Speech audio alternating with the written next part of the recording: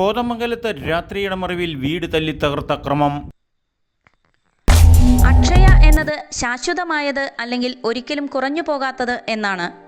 അന്നേ ദിവസം സ്വർണം വാങ്ങുന്നത് ഐശ്വര്യവും സൗഭാഗ്യവും ഭവനത്തിൽ നിലനിൽക്കുമെന്നാണ് ഭാരതീയ വിശ്വാസം.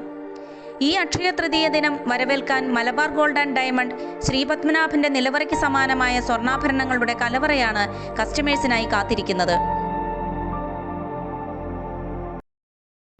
കോതമംഗലത്ത് രാമല്ലൂരിൽ തേനിക്കിൽ TC വർഗീസിന്റെ വീട് നിശേഷം നശിപ്പിച്ചു അക്രമികൾ. രാത്രിയുടെ മറവിൽ വീട് കുത്തിത്തുറന്ന് ലക്ഷക്കണക്കിന് രൂപയുടെ നാശനഷ്ടങ്ങളാണ് വരുത്തിവച്ചിരിക്കുന്നത്. സമീപവാസികൾക്ക് ജീവിക്കാൻ തന്നെ ഭീകര അന്തരീക്ഷമാണ് നിലവിലെ സാഹചര്യങ്ങൾ. വിലപിടിപ്പുള്ള ഫർണിച്ചറുകളും മറ്റും നിശേഷം നശിപ്പിച്ചതായാണ് കാണപ്പെടുന്നത്. കോതമംഗലം പോലീസ് സ്ഥലം സന്ദർശിച്ച് കേസ് എടുത്ത് അന്വേഷണം തുടങ്ങി. പുറകുവശത്തെ കതക് വെട്ടിപ്പൊളിച്ചാണ് അകത്ത് കടന്നത്. വീടുടമസ്ഥന്റെ ബന്ധത്തിൽപ്പെട്ടവർ ജോസഫ് ജോൺ പറയുന്നത് കേൾക്കുക. തേനിക്കൽ TC വർഗീസിൻ്റെ തറവാട്ടുമുറ്റത്താണ് ഞാൻ നിൽക്കുന്നത്.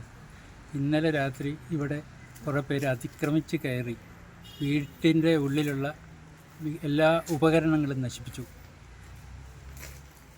അനേക ലക്ഷം രൂപയുടെ നാശനഷ്ടങ്ങൾ സംഭവിച്ചിട്ടുണ്ട്. ഇതിനെക്കുറിച്ച് അന്വേഷിച്ച് എത്രയും വേഗം ഇതിൻ്റെ പ്രതികളെ കണ്ടുപിടിക്കാൻ താല്പര്യപ്പെടുന്നു.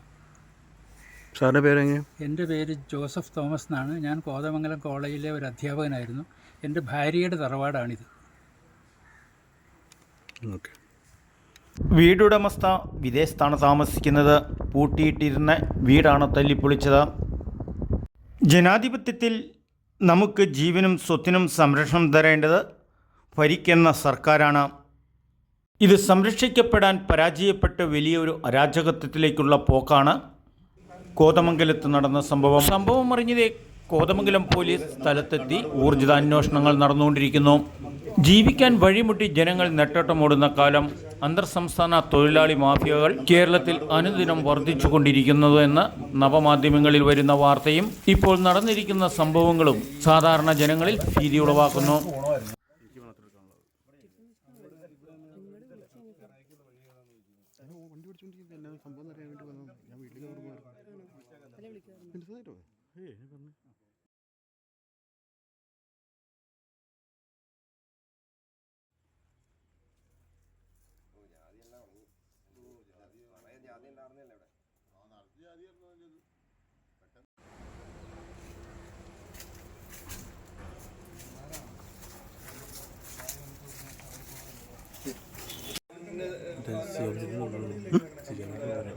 നാട്ടുരാജ്യ ന്യൂസ്, കോതമംഗലം ബ്യൂറോ.